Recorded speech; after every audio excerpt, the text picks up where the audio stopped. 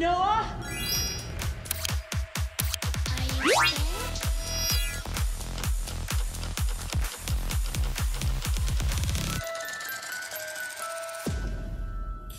Hai Sinemania semua, kembali bersama Basi Bahas Sinema. Kali ini kita akan merangkum alur cerita sebuah film bergenre horor yang rilis tahun 2022. Merupakan remake dari sebuah film Jepang, cerita ini diadaptasi dari novel karya Koji Suzuki yang berjudul Spiral. Film menceritakan tentang kutukan yang muncul dari sebuah video. Bagaimanakah kengerian film ini? Mari kita mulai alur ceritanya.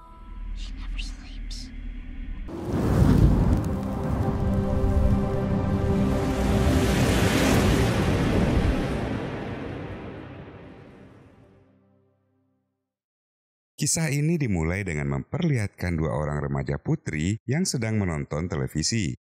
Mereka adalah Becca Kotler dan Katie Embry. Katie yang jenuh dengan acara TV itu kemudian mematikannya. Becca lalu menceritakan bahwa dia pernah mendengar tentang sebuah video yang bisa membuat orang-orang yang menontonnya meninggal seperti sebuah kutukan. Setiap orang yang menonton video itu akan mendapatkan telepon dan kemudian suara di telepon itu akan mengatakan bahwa dia hanya punya waktu 7 hari. Katie sangat terkejut mendengar cerita itu. Kemudian dia mengatakan bahwa dia sudah menonton video yang diceritakan Becca. Namun ketika dia mendapat telepon, dia menganggap bahwa itu adalah lelucon dari seorang temannya. Dan hari ini adalah hari ke-7 setelah dia menonton video tersebut. Oh my God, Katie. Okay. Ternyata Katie hanya menakuti Becca. Namun tak lama kemudian telepon berdering.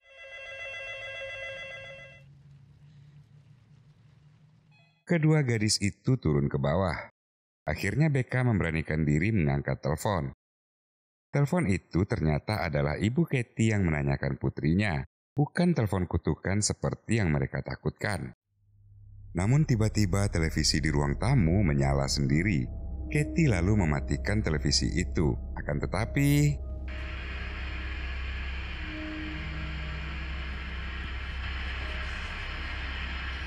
Katie masih merasa bahwa Becca lah yang mempermainkannya. Dia lalu mencabut colokan TV. Ketika dia kembali ke ruang makan, Katie melihat pintu kulkas yang terbuka perlahan-lahan. Katie mulai merasa ketakutan. Dia tak terlalu yakin kalau itu adalah ulah Becca. Katie segera naik ke lantai atas dengan tujuan mencari Becca. Dia menjadi terkejut melihat ada air yang menetes dari gagang pintu kamarnya. Ketika dia membuka pintu itu,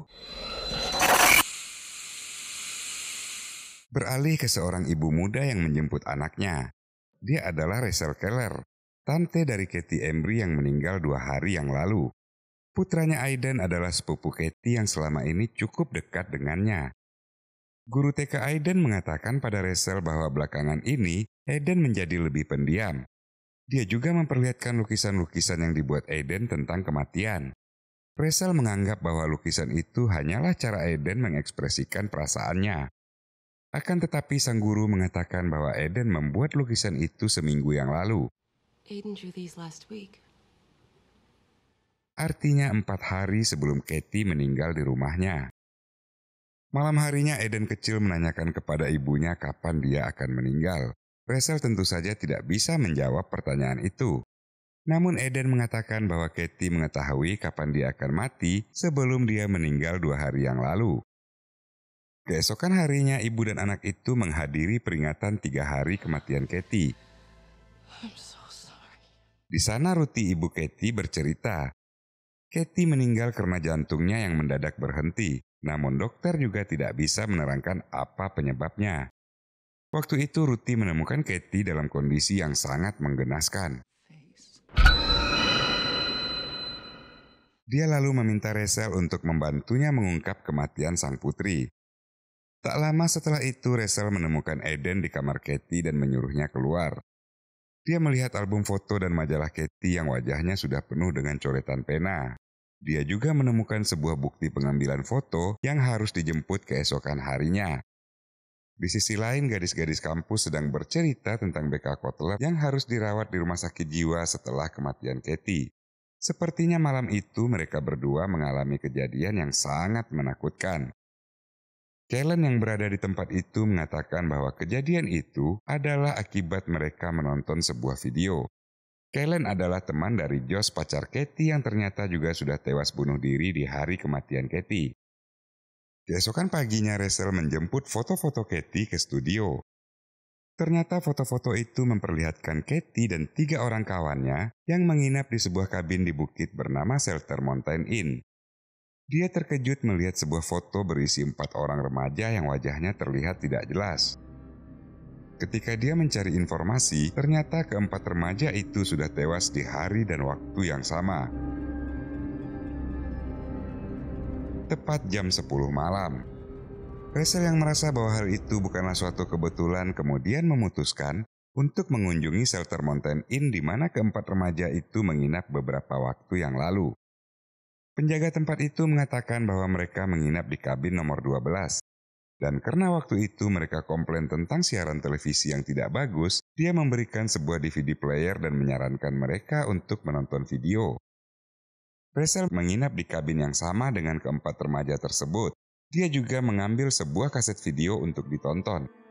Video itu berisi film horor yang amat menakutkan.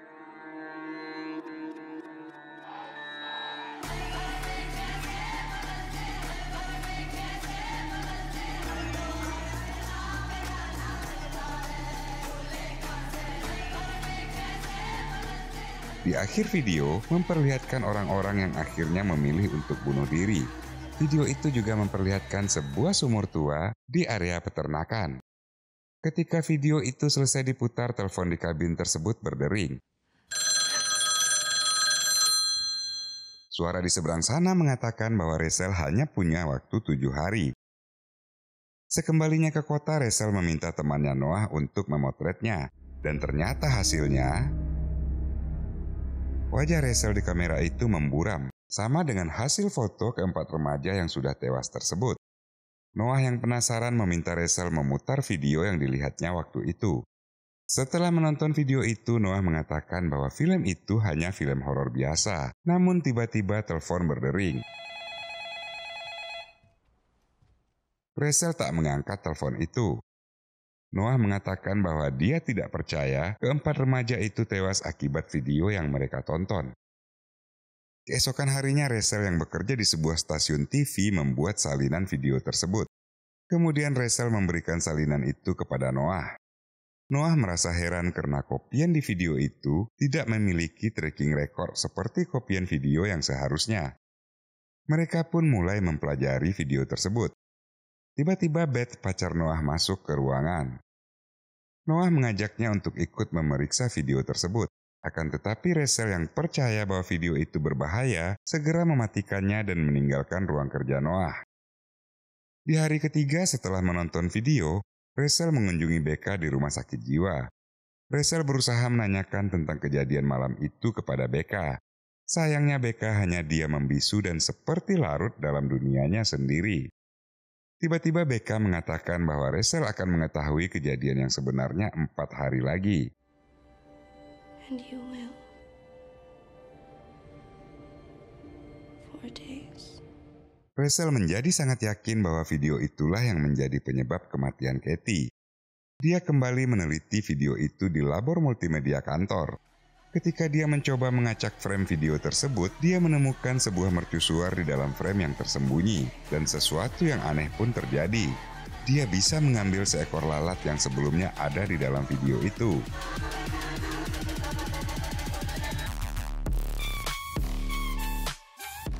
Di hari keempat, Rachel mendatangi perpustakaan dan mengumpulkan buku-buku tentang mercusuar. Dia pun menemukan mercusuar yang sangat mirip dengan frame video yang sudah dicetaknya itu. Ketika dia mencari informasi di internet, dia menemukan sebuah foto. Dan salah seorang perempuan di foto itu sangat mirip dengan wanita yang ada di dalam video. Perempuan itu bernama Anna Morgan, seorang wanita yang sangat menyukai kuda. Dari sebuah artikel lama, Rachel menemukan bahwa peternakan kuda Morgan pernah diserang wabah misterius yang mengakibatkan semua kuda-kuda itu mati secara mendadak. Sebuah berita juga mengatakan bahwa kuda-kuda di peternakan itu mendadak sembuh ketika Anna Morgan bunuh diri setelah dirawat di rumah sakit jiwa Iola.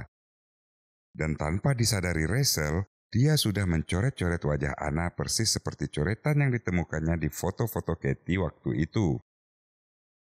Di sisi lain, Noah membeli sebungkus rokok di Indomaret. Tiba-tiba kasir Indomaret itu mengatakan bahwa dia akan segera mati. Dan ketika dia melihat video CCTV yang ada di sana,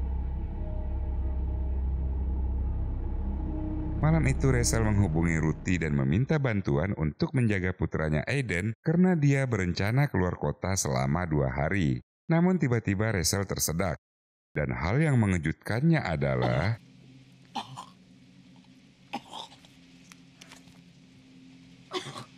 Rachel menjadi sangat terkejut sekali. Dia lalu memeriksa kamar Aiden, namun dia melihat sesuatu yang mengerikan di kamar itu.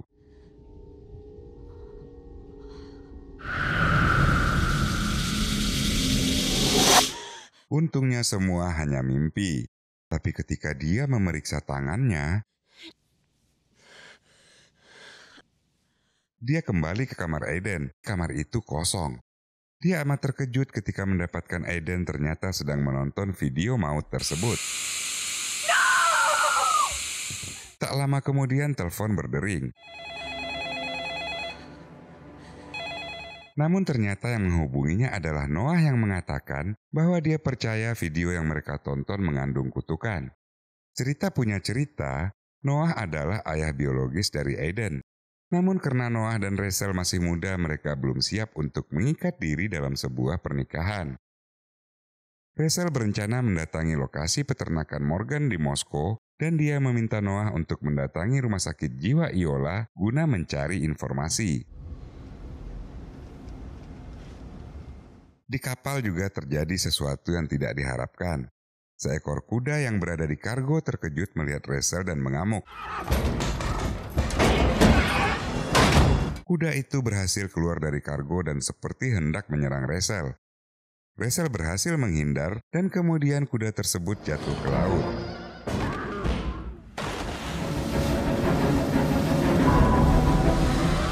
Noah yang sudah sampai di rumah sakit jiwa menemui perawat dan meminta izin untuk melihat rekam medis Anna Morgan.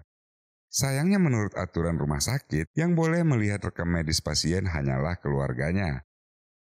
Tapi Noah tidak menyerah. Dia mendatangi ruang arsip dan berhasil masuk dengan paksa. Dia melihat seekor lalat yang hinggap di pintu sebuah ruangan. Di lain sisi, Rachel sampai di peternakan kuda keluarga Morgan, tapi rumah itu kosong.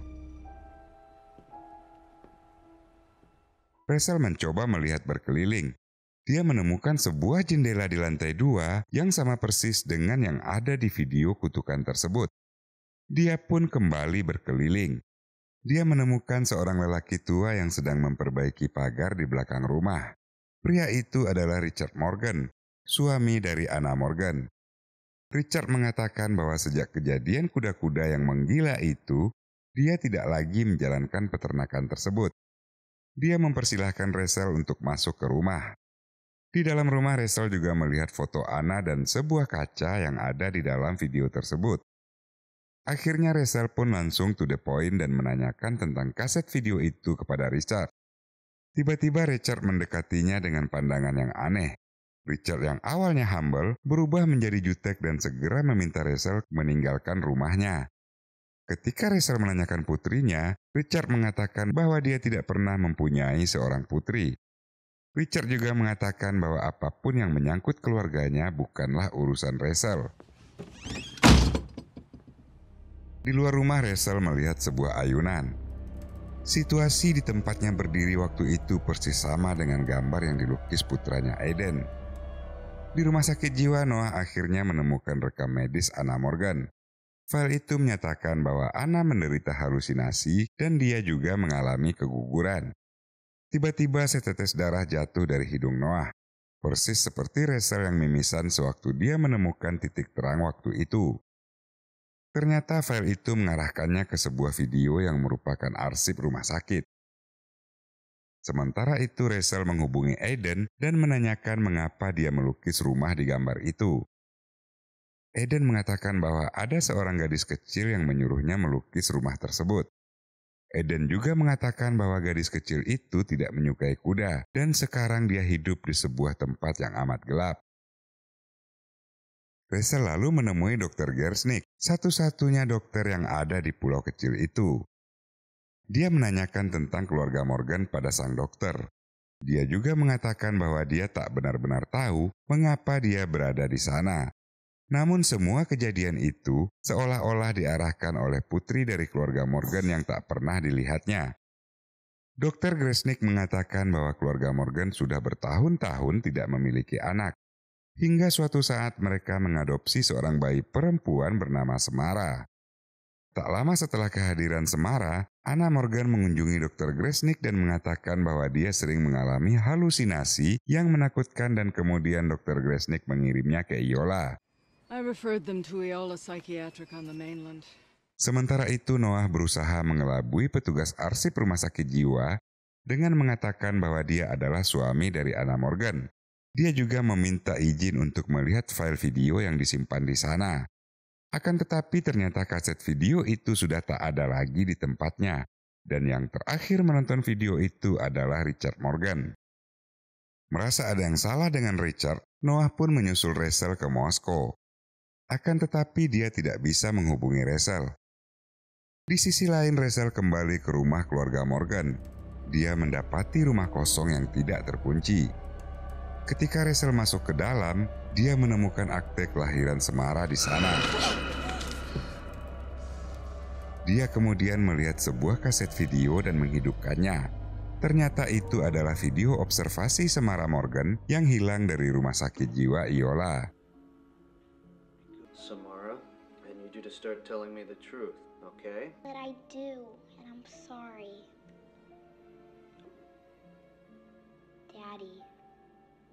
Daddy loves the horses. Tiba-tiba Richard Morgan muncul dan menghajar Rachel. Richard lalu mengambil televisi itu dan membawanya ke lantai atas. Rachel berusaha menyadarkan Richard yang sepertinya sudah putus asa dengan gangguan yang dialaminya setiap hari. Dan tanpa bisa dicegah, Richard pun bunuh diri dengan mengalirkan listrik ke tubuhnya. Rachel menjadi amat ketakutan. Untungnya Noah juga sudah sampai di tempat itu. Dari semua informasi yang didapatnya, Rachel menyimpulkan bahwa Semara tidak menyukai peternakan tersebut karena suara kuda yang selalu membuatnya terbangun dan tak bisa tidur. Mereka lalu memeriksa istal. Di sana Rachel melihat sebuah tangga yang tinggi. Sepertinya video yang mereka tonton adalah sebuah pesan yang menyisipkan petunjuk demi petunjuk. Mereka menaiki tangga tersebut dan sampai di ruangan loteng. Suasana di loteng itu persis seperti ruangan kosong yang mereka lihat di video tersebut. Tiba-tiba Noah melihat sesuatu.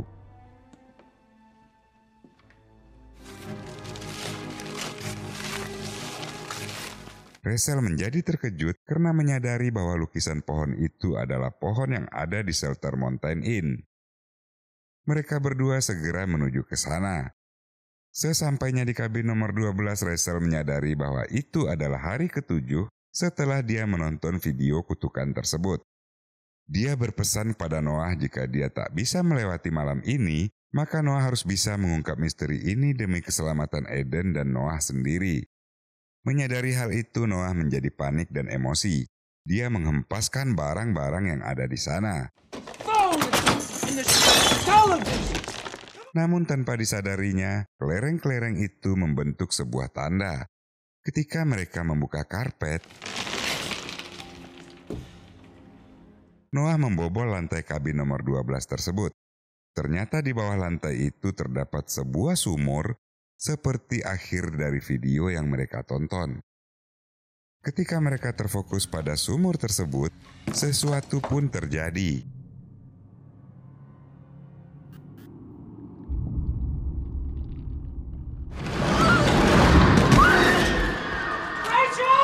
Televisi itu menghantam Rachel sehingga jatuh ke dalam sumur yang dalam itu. Tapi ternyata dia tidak mati. Air sumur membuatnya selamat. Rachel memeriksa sekelilingnya, sementara Noah berusaha mencari cara untuk mengeluarkan Rachel dari sumur tua itu.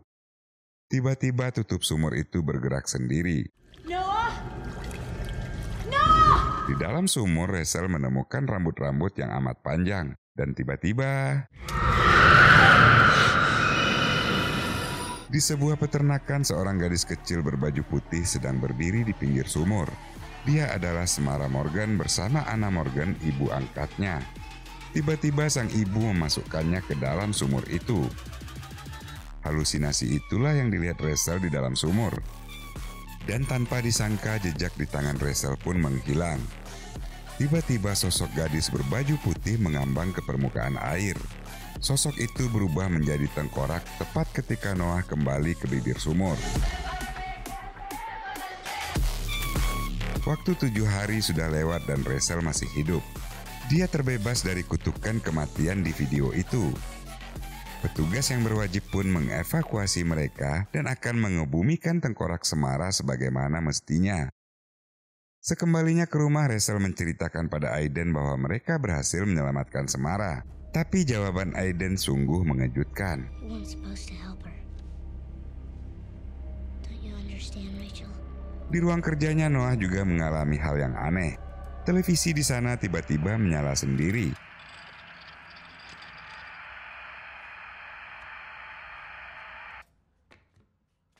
Kemudian telepon pun berdering.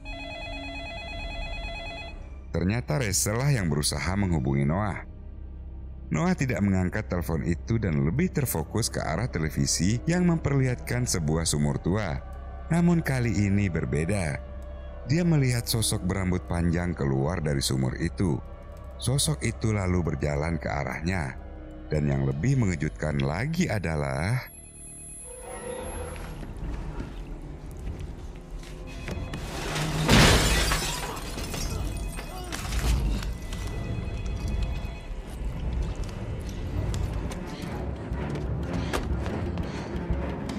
Rachel sampai di tempat Noah.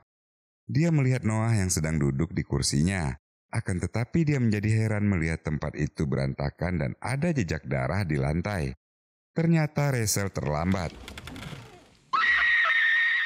Noah sudah mati tepat 7 hari setelah dia menonton video kutukan itu. Ketika dia hendak meninggalkan tempat itu, Rachel melihat seorang gadis berambut panjang keluar dari apartemen. Go to your room! Now! Dia kembali ke rumah dan menyuruh Aiden masuk ke kamarnya. Rachel dengan panik menghancurkan kaset video itu. Rachel kesal sekali. Dia sudah berhasil mengeluarkan tengkorak Samara, namun ternyata teror belum berakhir. Dan orang terakhir yang menonton video itu adalah putranya Aiden. Tiba-tiba Rachel ingat akan salinan video tersebut.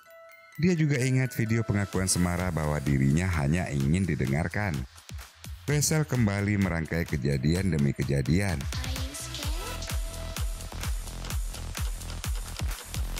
Rachel kemudian mengajak Aiden memperbanyak video tersebut dan berniat menyebarkannya sesuai dengan keinginan Samara yang mengatakan bahwa dia hanya ingin didengarkan. Dan film pun berakhir sampai di sini. Film ini masih mempunyai 2 sequel lagi nih guys. Jika kalian ingin Basi melanjutkan video ini dengan sequel berikutnya, silahkan tulis di kolom komentar ya guys. See you on the next video.